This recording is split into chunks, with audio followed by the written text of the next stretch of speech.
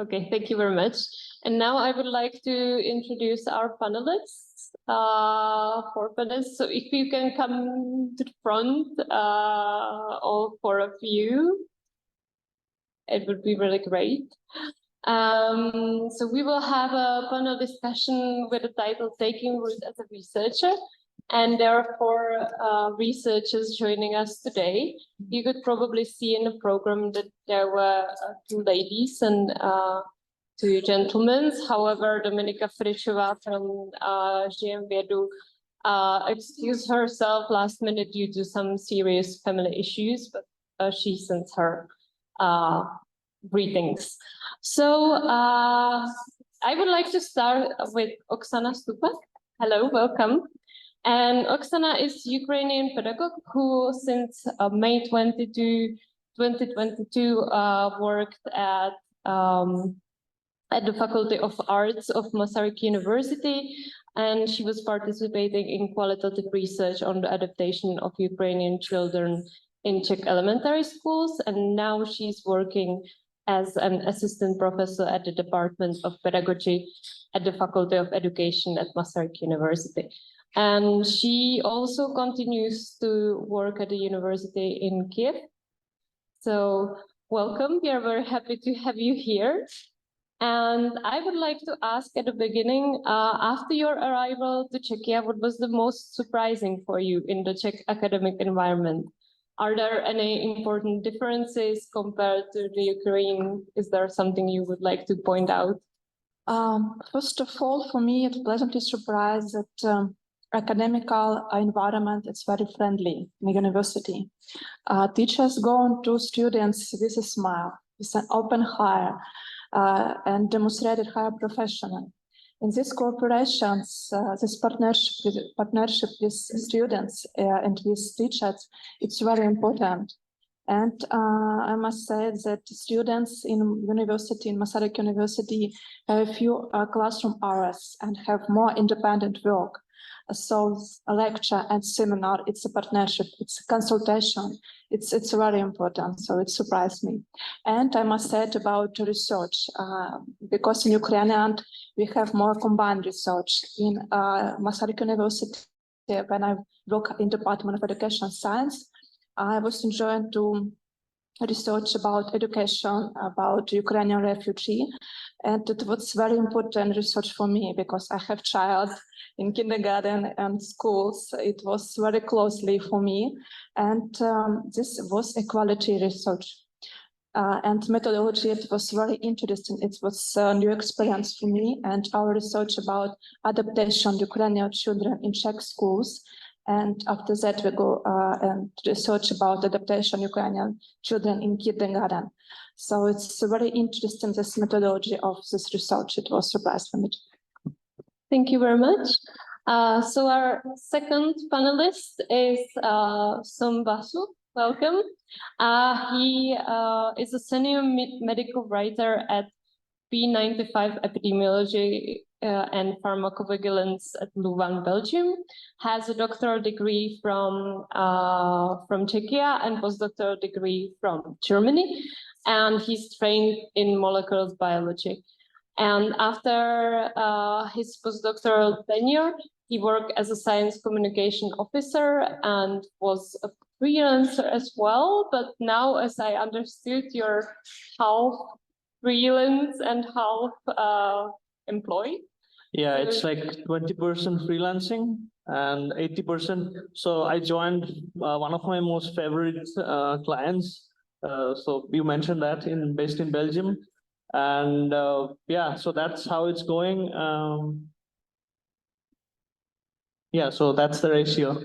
Okay, and I was going to ask. So you're originally from India, right? So yeah. How comes that you ended up traveling all the world around and ended up in Brno? That happened purely because of science on the first place.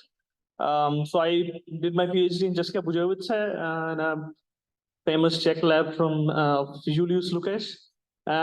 But if I go back to my childhood, there was so one of my favorite childhood friends So his father is half Czech. And in Calcutta, that's a rare situation. So we were going and meeting their parents, and so his grandfather he's Bengali, and he got married to a Czech lady. And his grandmother was translating like many books in Czech into Bengali for Bengali readers, and that's how. And also, the grandfather is a prolific Bengali writer. So he wrote a book called, so if I translate, that's A Walker. So he spent a summer in High Tatras, so pictorial description. So that somehow left an impression in me, I believe. And that somehow worked together apart from science. And that's how I came here. And Okay, and I have one more question, maybe interesting to people from industry and also from science. You used to be a full-time freelancer. yes. So For a how is couple of it to years. settle in as a freelancer in a very foreign country? It was pretty daunting. The transition was daunting because my first job was as a science communicator, was in academia in SciTech. But that move from academia to freelancing, firstly, the taxations and getting your papers done. But I got a really good help from the Brno expat centers. So they have streamlined steps, what a freelancer should do, what documents you should get from your country, from your home country, and from here. And so that was streamlined perfectly for me. So that step was very clear and helpful from the expat center side. Yeah. Thank you very much. Our third panelist is Tomáš Čižman, who is a professor of optics at Friedrich University of Vienna and the head of fiber research and technology department at the Leibniz Institute of Photonics in Vienna as well. And he also leads the holographic endoscopy group in Brno.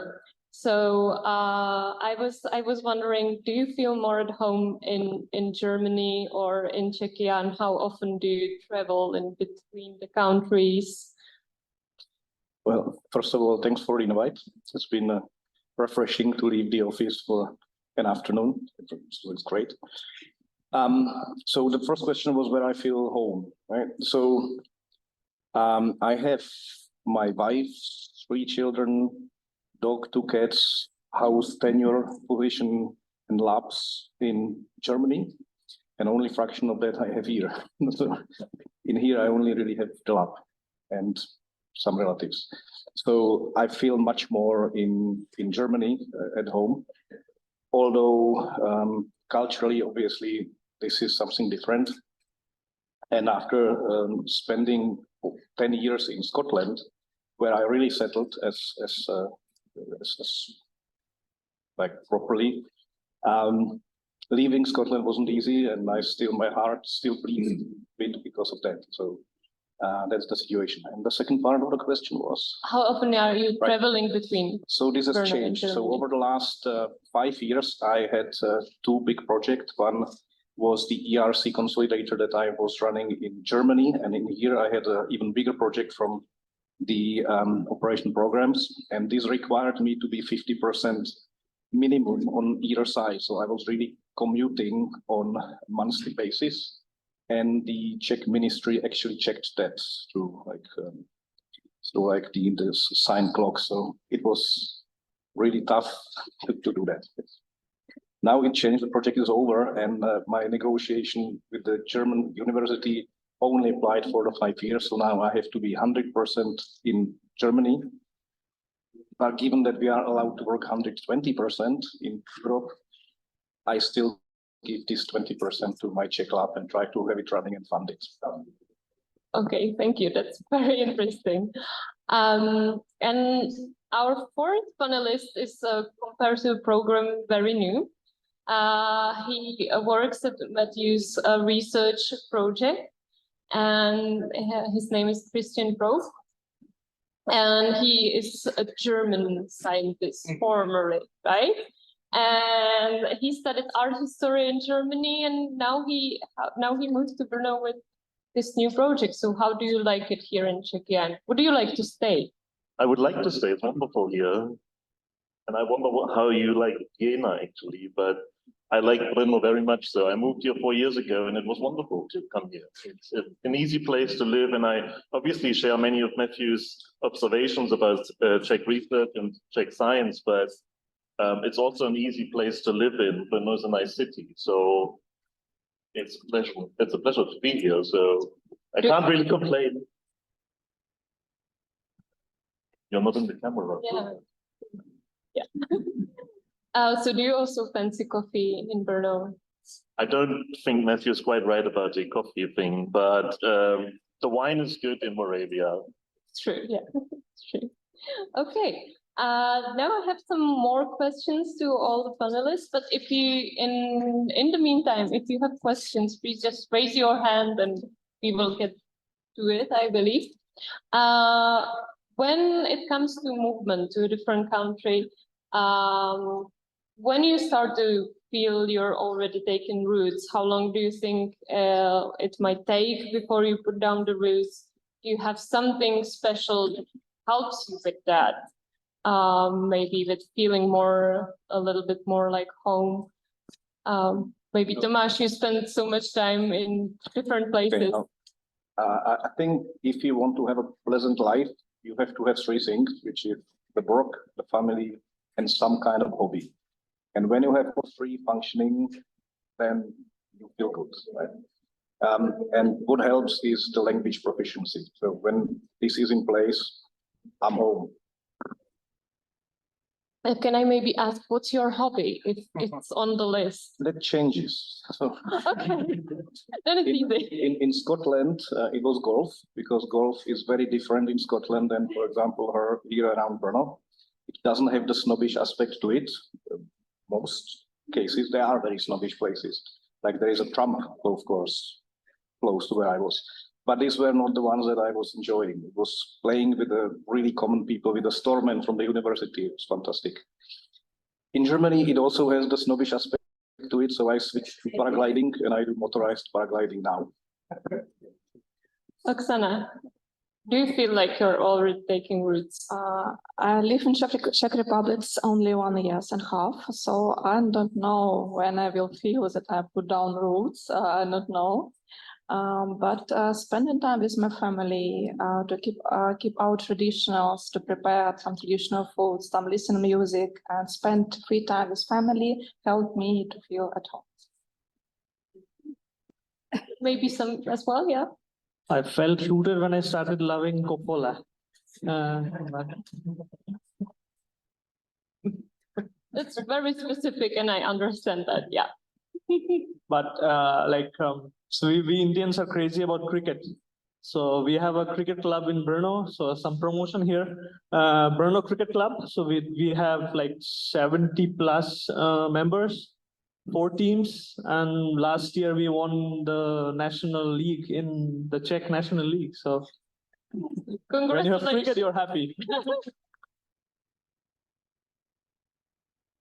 Okay, maybe to add something from German perspective. I think it was easier for me, maybe, because some Germans like the Czech Republic for several reasons. Not beer, but beer and food. So for me, it was much easier, I guess, to kind of be at home. I also like Coppola now. And only one story, maybe, when I moved here, I saw a Czech man walking on the street, going to some pivnice, grabbing a beer and going home, sitting on his sofa and drinking it there, bringing it back the next day. So this is a typical thing you have to like somehow, you know. That's true. And do you have like a specific checklist of what the country is supposed to be like when you decide maybe to move in, or when you're deciding to move in from Germany, if I this side, were you looking on some specifics of where you're going for the project? To be honest, it's just job opportunities. So I wasn't specifically looking to move to the Czech Republic, but Matthew's project moved here. So I got the opportunity to work for him, which was great and still is great. So it was much more about the project, basically. There is something specific you're searching for in a country.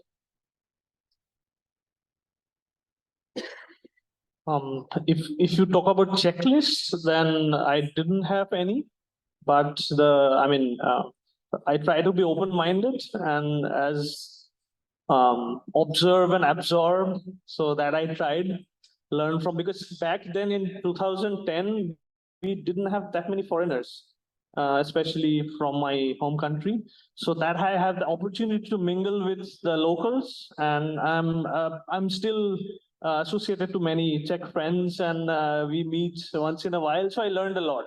So I didn't have a checklist, but yeah, I learned through the process to grow in the transition. I haven't a checklist because I haven't had experience to change country, but I think Google can help. It's found some interesting place and interesting favorites and something.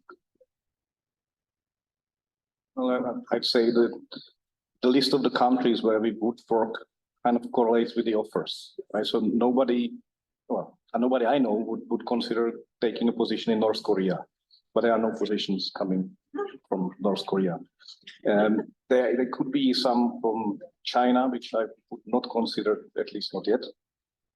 And I think everybody has a common sense by choosing. Okay, moving maybe more to Czech environment. We talked about some special Czech traits during the day. Are there some like specific Czech people's traits you would, after staying here for a while, you would point out you maybe like, or which are maybe a little bit annoying even on the other hand? Is there something which is like very surprising to you? Surprising traits, you mean like characteristics of people? Let's say like in the last presentation, you mentioned all of them already, the whole list of, being a bit distant from other people and being a bit shy about everything. I think that's also a trait you can like, actually, and you can appreciate people being a bit more distant in terms of, their approach and being outgoing and everything. So I would say, to your question, actually, maybe it's good to have some shy people once in a while. So I'm Czech, so I shouldn't comment on that. I always saw that Czechs like to complain a lot. On the other hand, being here amongst the people and listening to the talk of Matthew, I think we may have a competition. In my opinion, Czech people are very systematic and graduate in this work. They plan it over a long time, and they care their well-being. It's very important, and can combine the professional and personal life. So it's very interesting. It's a good. Yeah, it was mentioned the bureaucracy. So bureaucracy is a problem, but I can see the silver lining. So, for example, the MOI, things are changing. So there are many helping hands, and NGOs are helping. So that's a good change. And yeah, we cannot complain on that bureaucracy anymore to that level. And we've already discussed some openness of Czech institutions and maybe some barriers that you mentioned on the way. Do you feel like these are constraining to you were constraining to you, like the openness of Czech institutions, or was it okay for you, the journey, or you felt like there is a huge language barrier, or rather even? No, I didn't see any language barrier back then even. And so when we got the chance to share our knowledge and learn from different cultures, so we cannot complain. And I was lucky that we had people from throughout the world. So in that case, I was lucky. But with this openness and multiculturalism, so there is maybe in academia, mostly we learn the soft skills, our soft skills unconsciously. So, for example, when we have so many cultures, if we can learn this soft skill intercultural communication. So the body language, and if I say something that won't be perceived similarly by a Czech or a Indian or a Japanese or Asian or from someone from Latin America. So maybe those skill sets we can pursue, and that doesn't help in the daily basis, but also maybe when you're presenting your research in a setting of Indian audience or Japanese audience compared to European audience, that also help to convey your message in a better manner. I agree that Czechs in education, academic environment, research environment, scientific environment is quite open. And SciTech, it's an example. Of Department of Masaryk University, we can find PhD students, teachers from different countries, Germany, Spanish, Ukrainian. It's a lot of country, England. And I think language and cultural barriers are as a conditional and then not prevent for change for experience for work. So it's great. You guys have been overall positive, but I think there are massive barriers. That's actually the reason why I accepted the invitation to discuss that. And it wasn't mentioned yet. I see the biggest problem that Czechia has in attracting people from outside is the incompatibility of the career system. What I mean with that is that one of the biggest values especially in the Anglosphere, but in Germany as well, is getting tenure. Tenure is something that is super valid. Once you get it, you would never consider a position without a tenure. And a lot of the know-how can be imported from outside into Czechia if this was available, and it's not. So people up to 5 years after their PhD, when they start being eligible for that, should find a mechanism here in Czechia in order to get a permanent position, at least within the next 5 years, with a promise of that. If this was in place, the funding is decent. I know we grumble, it can be better, but it's to find. But this is the thing that's missing. If we can find out with a mechanism that would allow people to come here and knew that they can build a career here and eventually retire, that would be awesome. That's missing. So I can discuss that more maybe afterwards, but I see that as the primary issue that we suffer from. Well, thank you for that.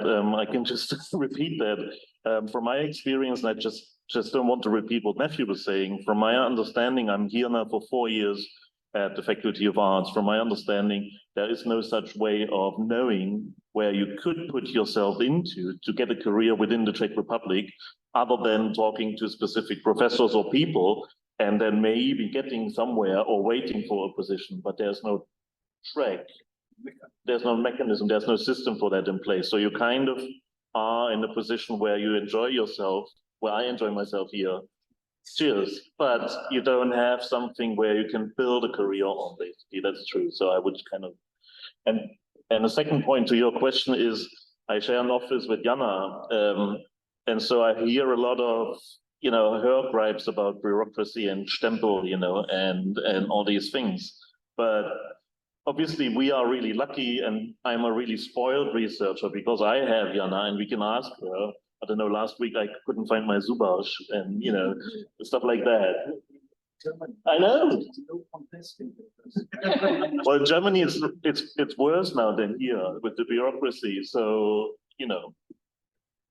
It's fine. So have you found the Zubash or the dentist for those not speaking Czech? Yes. Well done.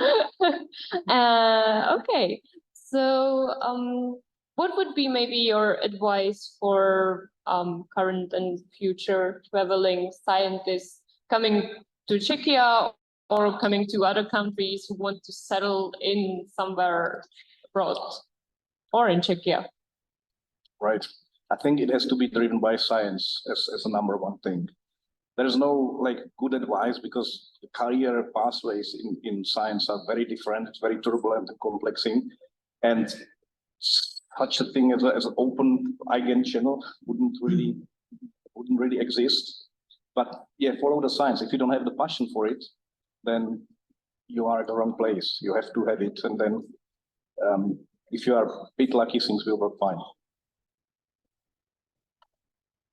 I think for every person it's very important to travel, for scientists who work, because when you go into another country, you can meet different people, different professional opportunity, and you can go out of the box and can solve a lot of points.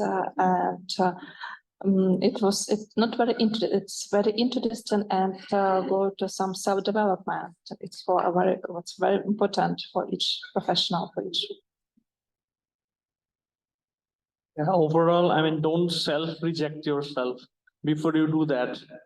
To going to a new country, getting a new job, leaving academia for industry, doesn't matter. Don't self-reject. Just go for it.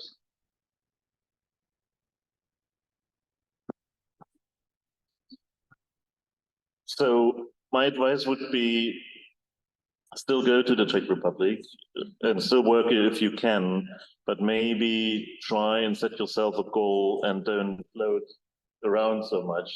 And you can stay here, obviously, if you are dedicated in terms of language learning and all these things. You can do it. It's not like there are no possibilities and opportunities here. It's just, you just have to set yourself a goal for yourself. There is no system for the Korean thing. But I would still come. Learning Czech is not a small goal, I would say. Okay, do we have some questions from Matthew? Okay. If you could, okay.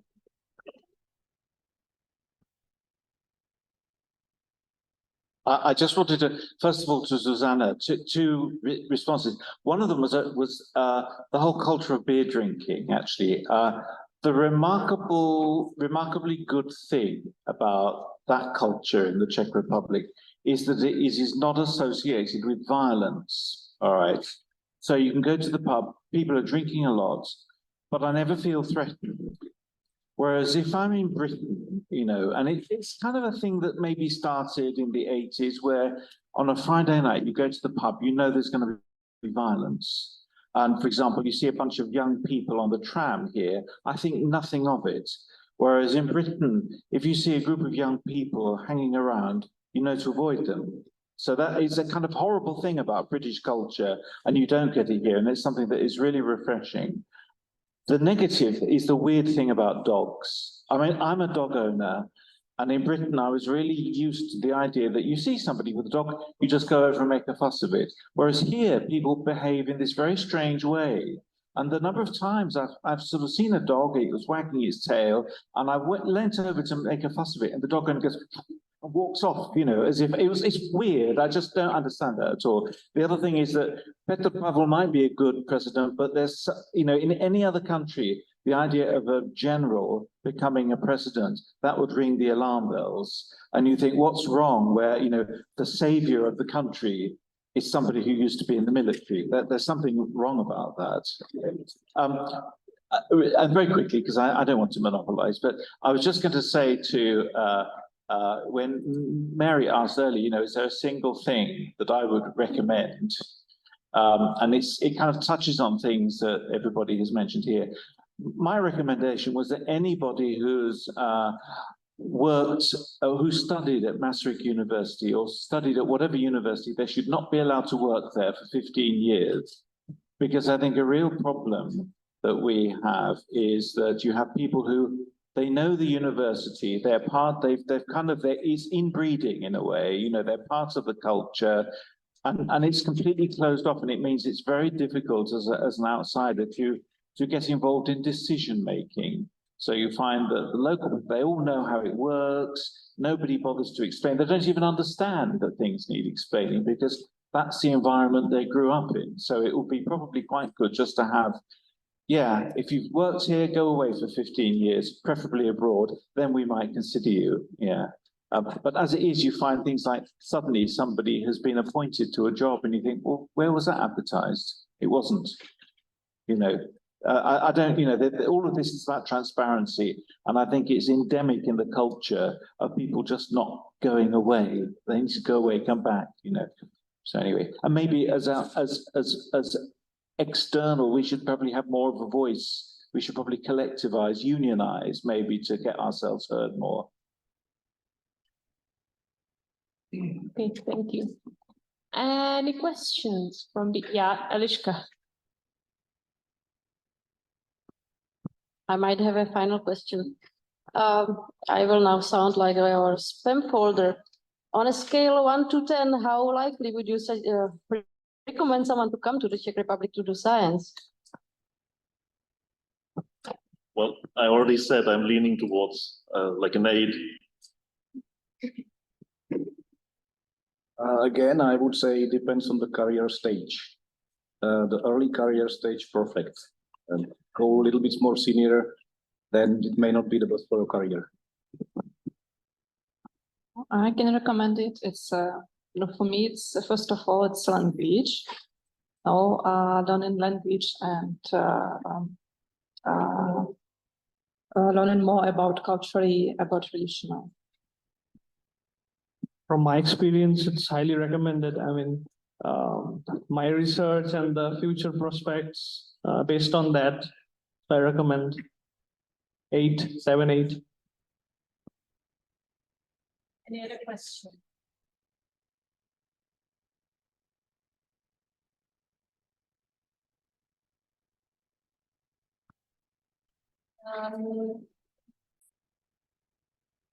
Maybe, is there anything you would do differently, knowing what you know now, before coming here or before leaving? You would maybe change, or would you do everything the same way as you did? Well, again, I'm repeating myself. Again, set yourself some goals, work on these goals, and don't float around as much would be my advice to myself after 4 years. Otherwise, I maybe gain some weight in the Czech Republic. I should go to sports more. I played basketball around the corner here for a while, but not long enough. Do more sports. But otherwise, I can't really say anything to that. And as you said, I think it's an important point with the career decision being dependent on your stage of your career. And I think if you're younger, that's true. You can enjoy the Czech Republic much more than a senior scientist. And it's true. And I think it's a point we should kind of pinpoint that argument. Just because there is no career path right now for someone who comes here and then wants to stay for longer. And yes. Right. So the question is whether I would do things differently if I knew what I know now, right? So the answer is obviously. Right? I'm a scientist, and 6 years ago I was here trying to establish completely new lab, find mechanism how to spend the huge amount of money legally, recruit a team of people in number of 15. Most of them were obliged to be from outside, and I didn't do everything right. So I know now the right solutions to the problems that I had, but I had to learn them the hard way. So yeah, obviously with what I know now, I would be much more efficient and the project would be much bigger success. But I didn't do everything wrong. So I would still come and give it a chance, yes. I must say that I never planned to go to another country for work. I have had educational project with my colleagues in Czech Republic, and I plan to continue this cooperation. But I must say, if I'm thinking about some traveling, scientific traveling, maybe I begin learning the Czech language early, because probably for me, learning language is a big challenge. It's difficult, but I really like Czech language. So it's a great. And in Masaryk University, we have a good opportunity to go to the course of Czech language for employment and for PhD students. And I must say that for my recommendations for all young students, for all young scientific, it's traveling and try all opportunities. I think now you're lucky to have this kind of networking sessions or more like a blue ocean networking, where you meet with people from other disciplines, not only as a red ocean networking where you're meeting only scientists or biologists.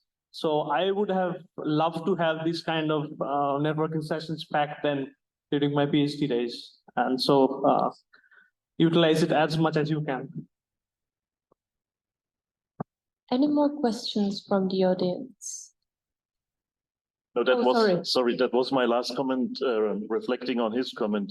There's an actual need of interdisciplinary work with other institutions and departments. I don't think we did that as much as we wanted to.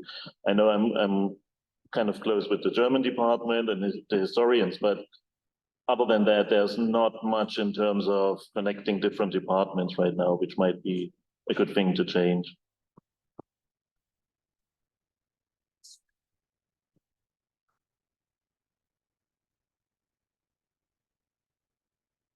I'm Jakub. It's nice to meet you all. I'm curious how you go about building your social capital here.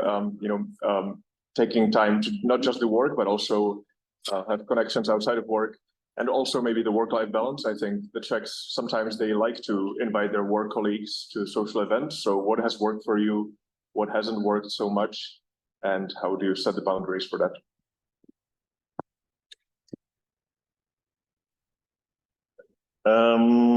So for me, it was, I guess I came here 4 years ago, and it was half a year before COVID started. So in terms of building social capital, it was quite difficult here. So because I didn't know too many people outside of our research project. So I was glad that Matthew kind of adopted me to his family for a couple of months. And after that, it was easier within the department to learn or get to know the colleagues and go out with them. I mean, one thing that's probably true everywhere you go, if it's Scotland or Germany or in Brno, you just have to know whether you like the expat experience and like to meet international people, or if you actually want to meet people from, from Czechia. So you have to kind of make a decision. You can go to expat evenings in Brno every weekend and get drunk and go party or something, or you want to meet other people and do something else. And I think finding that balance can sometimes be a bit difficult, and in regards to work-life balance as well. And so you should do more, I guess, and meet different people, which is sometimes you don't. You just hang around with the people from your project. But I'm lucky they're nice. Yeah, in me, it's pretty boring. It's been really just hanging with the people from my project. Every time I came, we made one thing as a party. And well, especially towards the end of the project where funding was running out, there started to be some interpersonal issues, and it was no longer fun. So yeah, not a big story from my side. I think in Brno and Czech Republic, a lot of some social events. It's a good opportunity for migrants to integration in Czech social environments. And last weekend was Ukrainian picnic for Ukrainian refugee. It was very, very interesting. But as for me, I prefer family walking if I have free time and spend time with my family. But the social events, I think it's a great in Czech Republic, in Brno.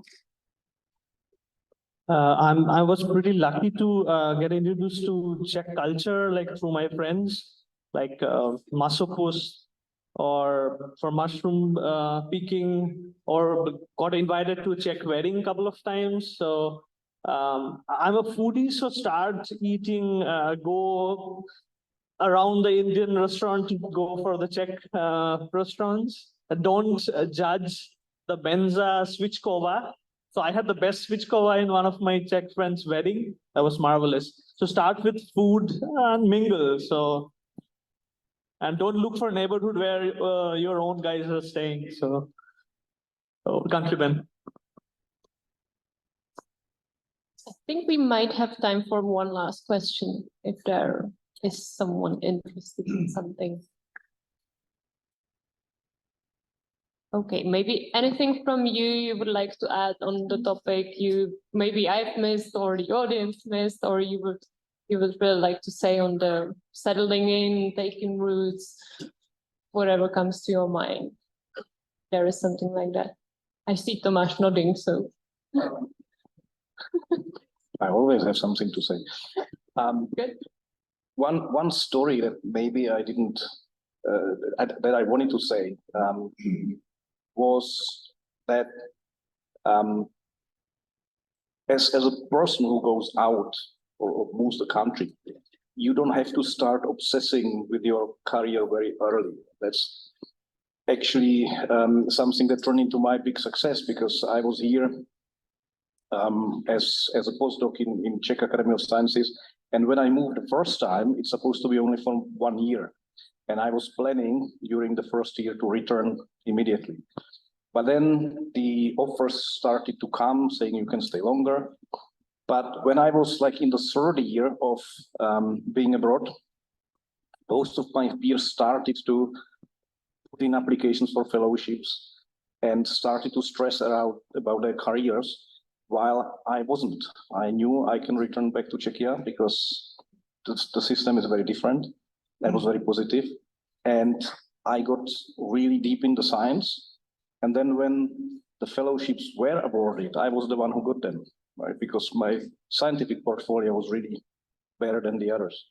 So being locked in Czechia and in the system, which is non-transparent, has some advantages too, right? So for people who are thinking to go outside, it's good to come from out from Czechia. It's very useful because you are always welcome back.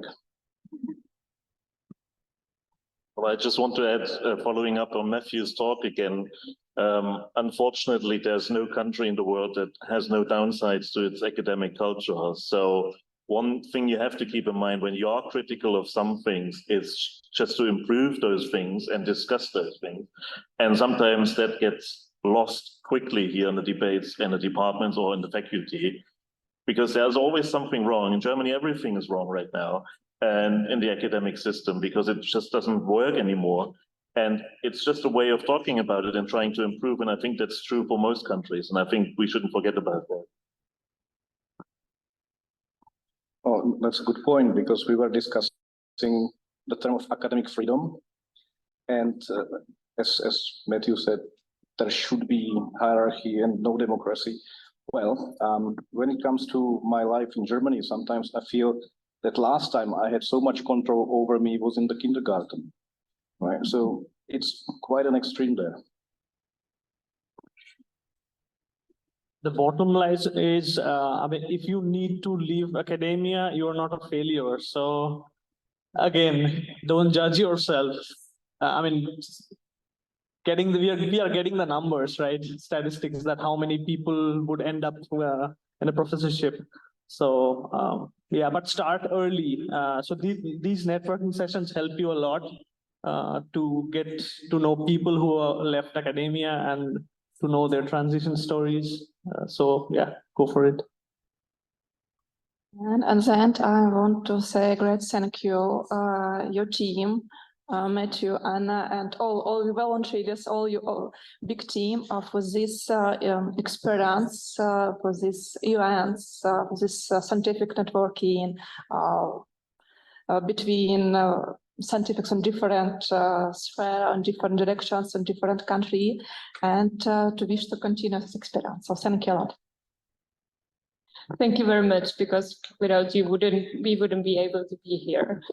So thank you very much for sharing your experience and your insights on the academic movement and on taking roots. I believe if anyone has any other questions, they can ask you during the coffee break. And I believe now it's time to slowly close. And yeah, thank you again for the